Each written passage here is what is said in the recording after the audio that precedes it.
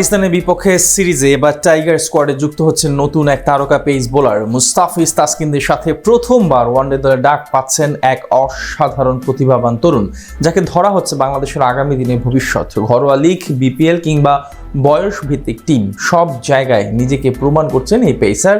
বাংলাদেশ দলে ডাক পেতে যাওয়া নতুন এই তরুণের পরিচয় নিয়ে বিস্তারিত জানবো রিপোর্ট।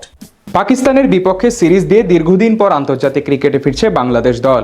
এরই মধ্যে ঘোষণা করা হয়েছে স্কোয়াড, যেখানে আছেন মোট 4 জন পেস বোলার। তবে তার সাথে এবার নতুন করে যুক্ত হবেন আরও একজন তরুণ তারকা। তৃতীয় ম্যাচের স্কোয়াডের সুযোগ পেতে যাচ্ছেন এক ফাস্ট বোলার, যিনি কিনা প্রতিপক্ষের জন্য হতে পারেন এক অচেনা ভীতির কারণ। বর্তমানে বাংলাদেশের পেস ইউনিট দুনিয়ার অন্যতম সেরা।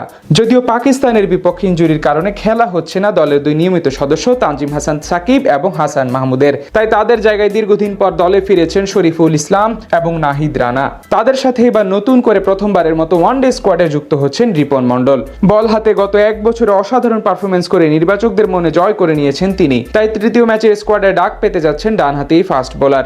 গত ইমার্জিং এশিয়া কাপে অসাধারণ করে সবচেয়ে বেশি আলোচনায় আসেন রিপন। ভারত ও পাকিস্তানের বিপক্ষে দুর্দান্ত বোলিং করেন তিনি। বিশেষ করে তার নতুন বলে এক্সট্রা সুইং এবং পুরাতন বলে মানে ডেথ ওভারে ইয়র্কার দেওয়ার সামর্থ্য রয়েছে, যা আলাদাভাবে মর্যাদা এনে দিয়েছে রিপনকে। এছাড়া সবশেষ বিপিএল ও রাজশাহী ওয়ারিয়র্সের হয়ে প্রশংসা করার মতো পারফরমেন্স করেছিলেন তিনি।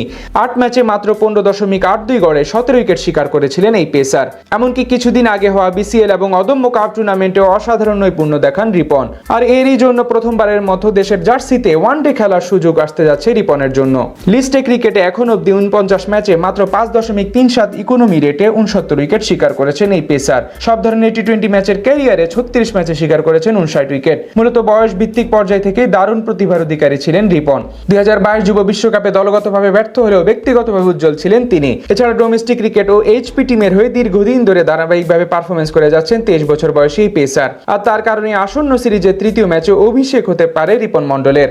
বিশ্বকাপ নাটকীয়তার পর দীর্ঘদিন ধরে দেশের জার্সিতে নামা হয়নি লাল সবুজ প্রতিনিধিদের। সেই অপেক্ষার প্রহর অবশেষে অবসান হতে যাচ্ছে পাকিস্তানের বিপক্ষে সিরিজ দিয়ে। এই সিরিজে প্রথম 2 ম্যাচের জন্য স্কোয়াড ঘোষণা করেছে টিম টাইগার্স, যেখানে আছেন মোট 4 জন পেস বোলার। তারা হলেন কাটার মাস্টার মুস্তাফিজুর রহমান, অভিজ্ঞ তাসকিন আহমেদ, গত বিপিএল এ সর্বোচ্চ উইকেটের মালিক বামহাতি শরীফুল ইসলাম এবং স্পিড স্টার নাহিদ রানা। এখান থেকে 2 ম্যাচের পারফরমেন্স বিবেচনায় বাদ দেওয়া হতে পারে একজনকে, আর তার জায়গায় নতুন করে সুযোগ পাবেন পেসার রিপন মন্ডল। আগামী 11 মার্চ 2 দলের প্রথম ম্যাচ, এরপর 13 ও 15 তারিখ বাকি 2 ওয়ানডে। পাকিস্তানের বিপক্ষে সিরিজ দিয়ে দীর্ঘদিন পর আন্তর্জাতিক ক্রিকেটে ফিরছে বাংলাদেশ দল। এরই মধ্যে ঘোষণা করা হয়েছে স্কোয়াড।